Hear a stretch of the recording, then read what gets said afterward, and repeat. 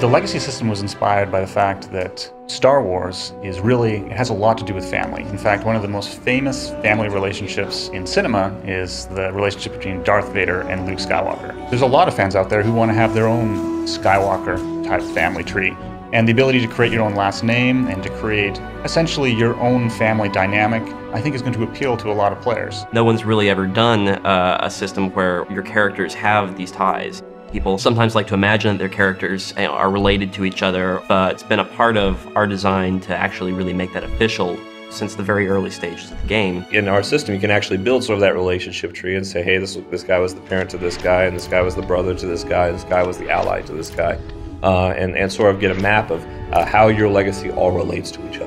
There is a ton of content that you're not going to see on a single character, with different things that are coming everywhere from the flashpoints, the 8 different storylines, and all the different information, and the legacy is a way to tie everything together. A big part of what we're doing with Legacy is making it easier and more convenient to play your next character and the character after that. Because you've already spent this time with your main character, maybe there are some things that your next character learned from his father or from his mother that make your journey through the world easier the next time. You gain legacy experience points from doing the same activities that you gain normal experience points from. And those legacy experience points gain you legacy levels. As you go up in legacy levels, you unlock new abilities, you gain the ability to purchase other abilities, and these abilities change how you can play the game.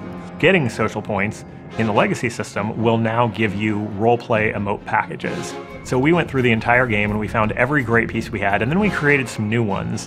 One of the things that we wanted the legacy system to do was have a little bit there for all the different type of players.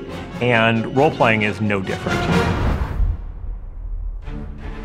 One of the most exciting things we're doing is species unlocks, which allow you, if you take a character to level 50 with a given species, then you'll be able to roll your next character as that species. So if you take a Sith Pureblood to level 50, you'll actually be able to roll a Sith Pureblood Smuggler or Jedi Knight, because your father was a Sith, and so even though your character's on the Republic side, he's a Sith Pureblood. We're doing that for every race and class combination. If you hit certain benchmarks in your class player story, we're going to give you unlocks that, for example, might allow you to, I don't know, force choke somebody while you're playing an agent. And we're going to have some good controls on that to be sure that it's mostly fun and mostly, kind of toys, but at the same time, we really want to add some flair to the experience. It allows you to live out that fantasy, and I know a lot of fans have this fantasy of when you have someone who's not a Jedi or a Sith, but has an affinity for the Force. So if you create a bounty hunter that's a part of the legacy system where you have a high-level Jedi Knight, that bounty hunter might be able to use certain Force abilities that his parents had access to.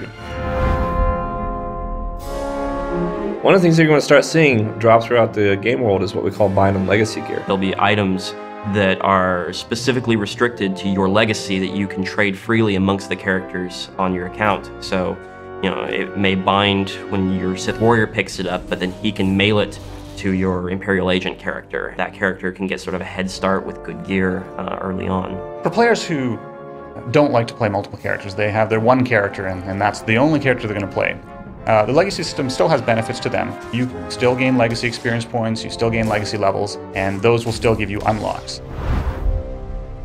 I think I'm most excited about getting to see what combinations of unlocks people get and seeing these characters out in the wild. I'm excited to see Sith Purebloods on the Republic side and Chiss Jedi Knights, and see what players come up with as their personal fictions for how this came about. We are constantly looking for ways to expand the legacy system. Not only new abilities that we can have, just new ways that we can bring legacy into the whole system. So this next version of the legacy system you have is really just the beginning. The legacy system is something we're going to support for years.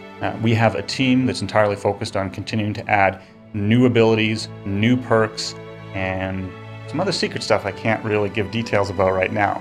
But suffice to say, you're going to see new stuff in the legacy system for many, many months to come.